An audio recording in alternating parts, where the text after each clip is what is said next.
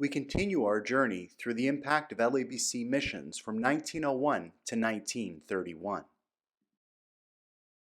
Edwin Ransom Brown was born on December 12, 1880 in Lena, Illinois. In 1900, he was licensed to preach by the Storm Lake Baptist Church in Storm Lake, Iowa. In 1904, he graduated from Shirtlift College in Alton, Illinois. When he arrived at the Rochester Theological Seminary in 1904, he had exactly $16 in his pocket. Upon graduation in 1907, he accepted the position of assistant pastor at the Baptist Temple in Los Angeles, California. Also in 1907, he married Helen Scroggin, who was a graduate of Shirtlift College.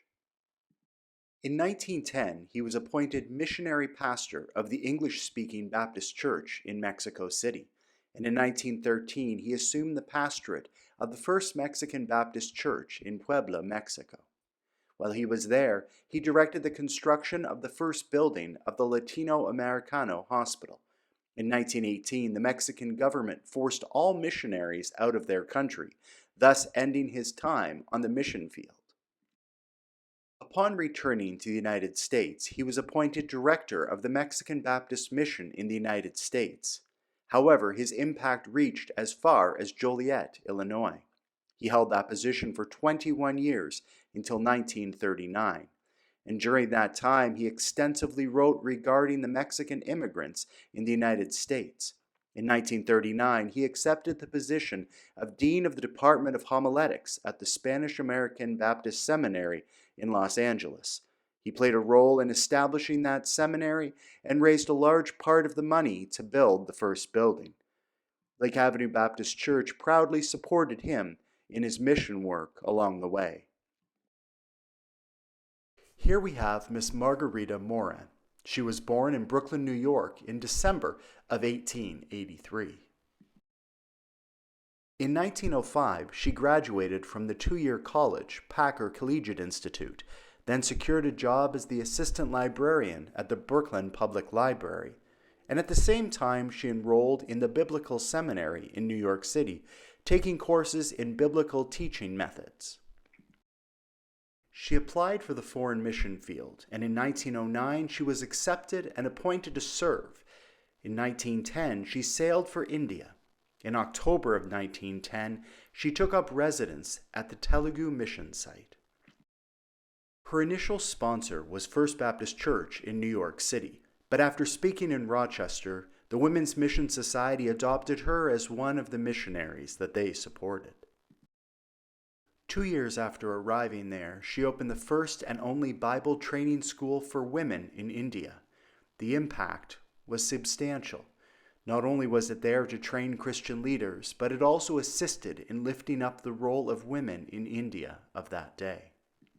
In 1940, she was able to establish a Christian center 40 miles from Nellore in a small village. There, women were able to take classes in reading and home betterment, along with Bible instructions and play opportunities for their children.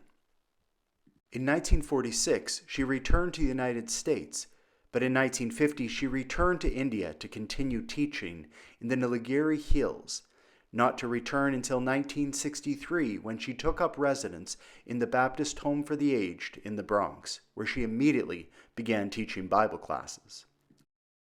Margarita Morin died in October of 1963 at the Baptist Home in the Bronx.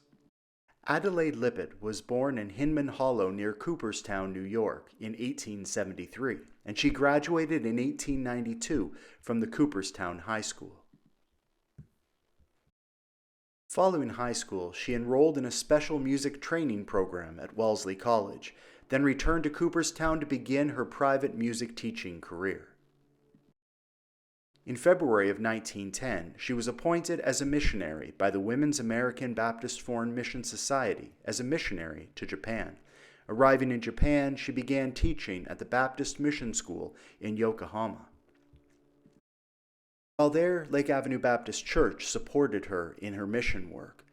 Years later, she returned to the United States, took up her private music teaching career that would last 40 years, and during those years she was the organist and choir director to First Baptist Church in Cooperstown.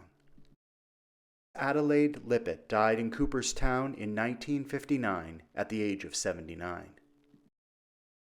I hope that this has given you a little bit more of a taste of the important ministries and missions that Lake Avenue Baptist Church has continued to support from 1901 to 1931.